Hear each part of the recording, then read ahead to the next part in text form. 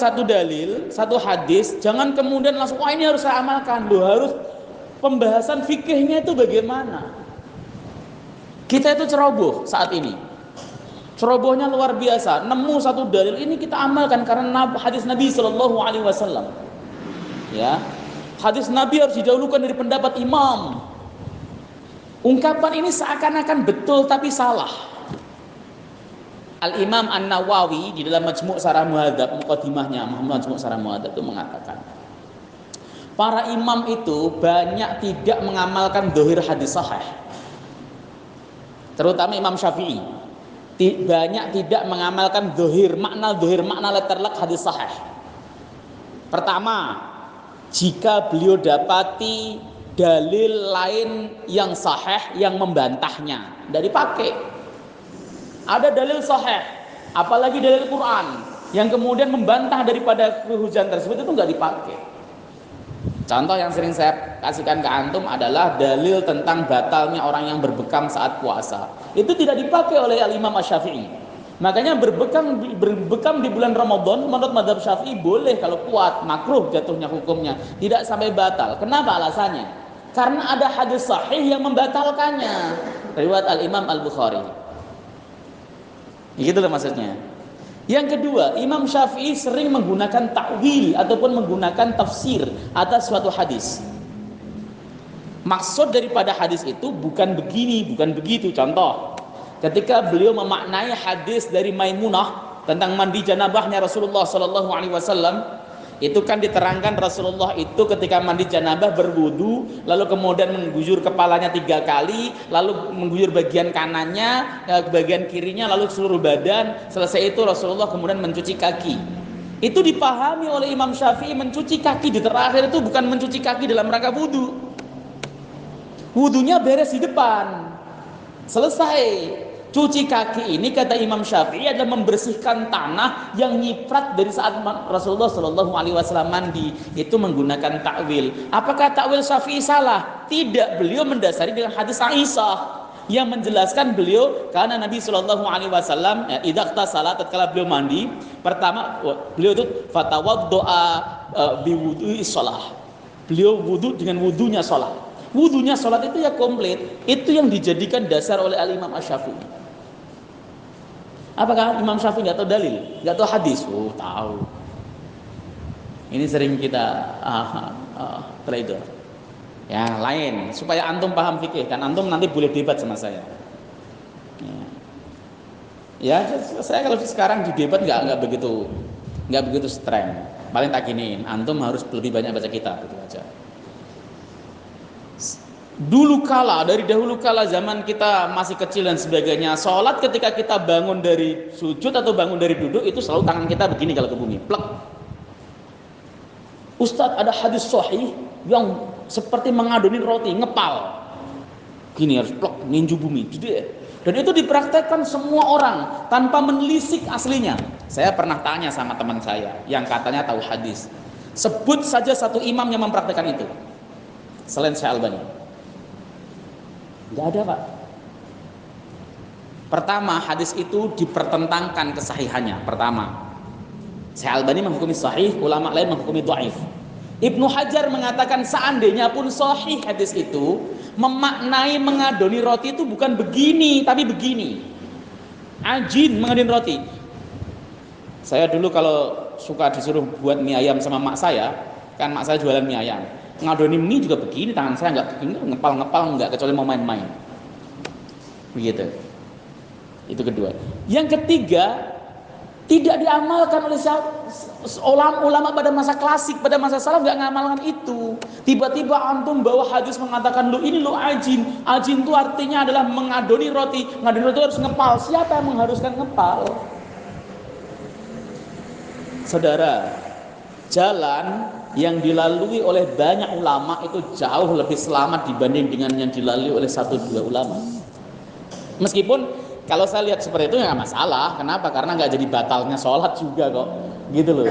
Tapi seakan-akan orang yang ninju itu ini yang benar, yang sahih, yang sesuai sunnah, sementara yang begini tidak. Salah, para ulama nggak begitu cara pandangnya. Antum mau begini ya silahkan, mau gini ya silahkan, sah sholatnya, asal jangan merasa kalau begini yang paling sunnah, itu yang nggak boleh. Ini artinya hadis sahih yang seandainya pun sahih nggak bisa letterlek kita ambil dan amalkan. Makanya kalau antum ngaji Bulughul Maram tanpa lihat sarahnya, alah pasti salah, itu udah jelas. Apalagi kelas antum bahasa Arab aja kagok-kagok. Ya, saya baca terjemahan Bulughul Maram lah jelas salah kalau nggak baca sarahnya. Kecuali pakai kitab Misbahul Dholam sarah Bulughul Maram, kemudian pakai I'lamul Anam sarah Bulughul Maram, atau pakai apa itu namanya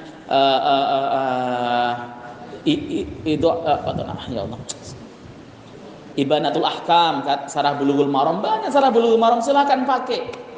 Lebih enak itu. Kenapa? Cara mengkajinya komprehensif. Hadis ini nanti akan bertentangan dengan hadis berikutnya, tetapi dikompromikan oleh para ulama begini-begini, lebih asik dibanding ujuk-ujuk antum mengatakan ini loh bukti bahwa mandi wajib itu boleh dalam satu wadah. Ya, Rasulullah dan Sayyidah Aisyah pernah mandi dalam satu wadah. Salah memahami kata.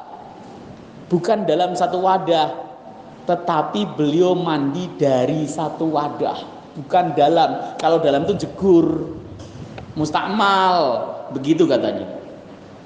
Inilah kita harus banyak membaca, harus banyak mengerti. Dan jangan kemudian frontal mengatakan pendapat imam ini keliru karena berselisih dengan hadis sahih. Contoh lagi supaya antum sadar. Karena kan dari dulu gak sadar-sadar. Sujud, posisi kaki pas waktu sujud itu menurut pendapat jumhur mayoritas itu renggang, tapi tidak renggang banget, renggang, tafrik. Berdiri begitu tapi posisinya renggang. Antum tiba ucuk datang pakai riwayat Tabrani mengatakan, "Loh, Rasulullah itu rapat." Begitu. Kemudian antum bilang bahwa ini loh hadis sahih, pendapat imam jumhur salah semuanya. Jumhur itu di dalamnya ada pakar hadis Al-Imam An-Nawawi, Al-Imam Baihaqi, Al-Imam Bukhari dan sebagainya. Apakah mereka tidak tahu hadis itu? Tahu. Tapi kenapa tidak diamalkan? Yang disebut rapat itu adalah rapat tidak langsung tegak begitu, tapi ditafrij.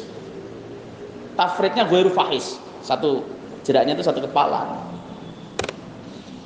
Itu para ulama ketika memahami hadis ngerti. Tapi kalau seandainya saya lihatnya kayak gitu, biarin saja. Kenapa? Kenapa saya biarkan? Asal dia nggak mengatakan sujudnya Ustadz salah, kenapa nggak rapat, itu saja. Kalau salah ya dia cari perkara dengan saya berarti. Kayak ada orang berdoa ngangkat tangan begini, angkat tangan silakan, enggak juga nggak apa-apa, kan?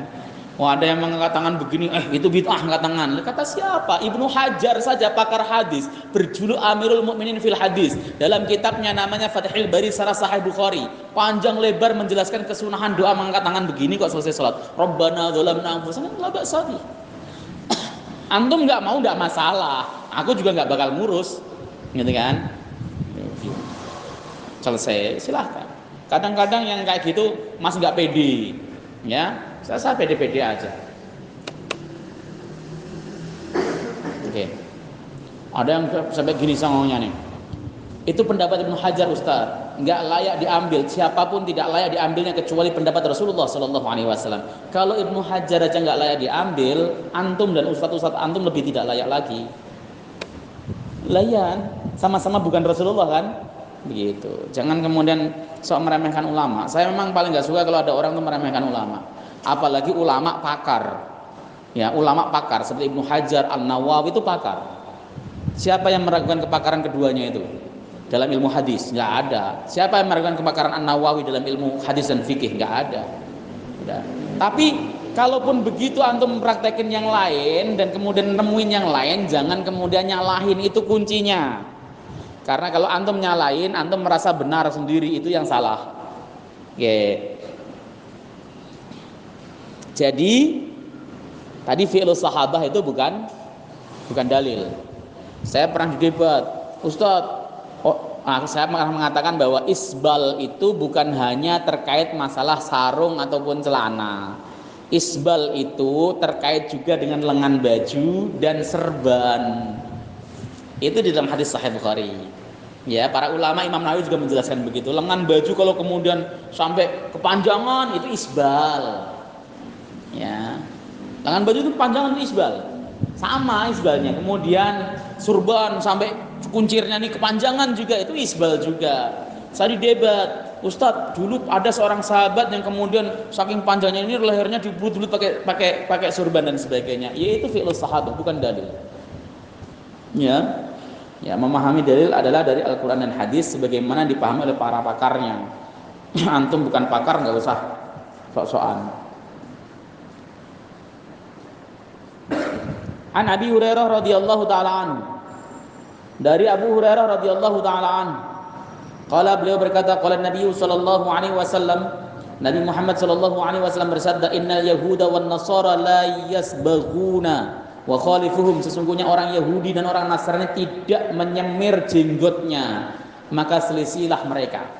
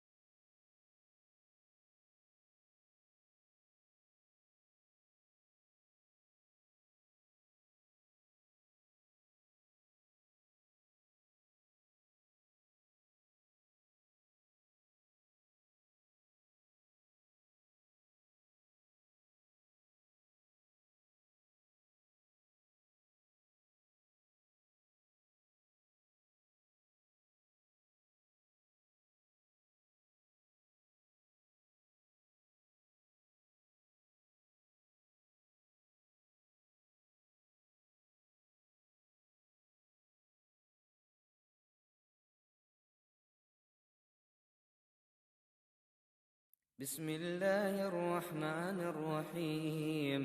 الحمد لله رب العالمين، الرحمن الرحيم، مالك يوم الدين. إياك نعبد وإياك نستعين، اهدنا الصراط المستقيم، صراط الذين أنعمت عليهم غير المغضوب عليهم ولا الضالين. بسم الله الرحمن الرحيم. ألف لام را، تلك آيات الكتاب وقرآن مبين. ربما يود الذين كفروا لو كانوا مسلمين. ذرهم يأكلوا ويتمتعوا ويلههم الأمل، فسوف يعلمون. وما أهلكنا أهلكنا من قرية إلا ولها كتاب معلوم ما تسبق من أمة أجلها وما يستأخرون وقالوا يا أيها الذي نزل عليه الذكر إنك لمجنون لو ما تأتينا بالملائكة إن كنت من الصادقين ما ننزل الملائكة إلا بالحق وما كانوا إذا منظرين إنا نحن نزلنا الذكر وإنا له لحافظون ولقد أرسلنا من قبلك في شيع الأولين وما يأتيهم من رسول إلا كانوا به يستهزئون كذلك نسلكه في قلوب المجرمين لا يؤمنون به وقد خلت سنة الأولين ولو فتحنا عليهم بابا من السماء فظلوا فيه يعرجون لقالوا إنما سكرت أبصارنا بل نحن قوم مسحورون ولقد جعلنا في السماء بروجا وزيناها للناظرين وحفظناها من كل شيطان رجيم إلا من استرق السمع فأتبعه شهاب مبين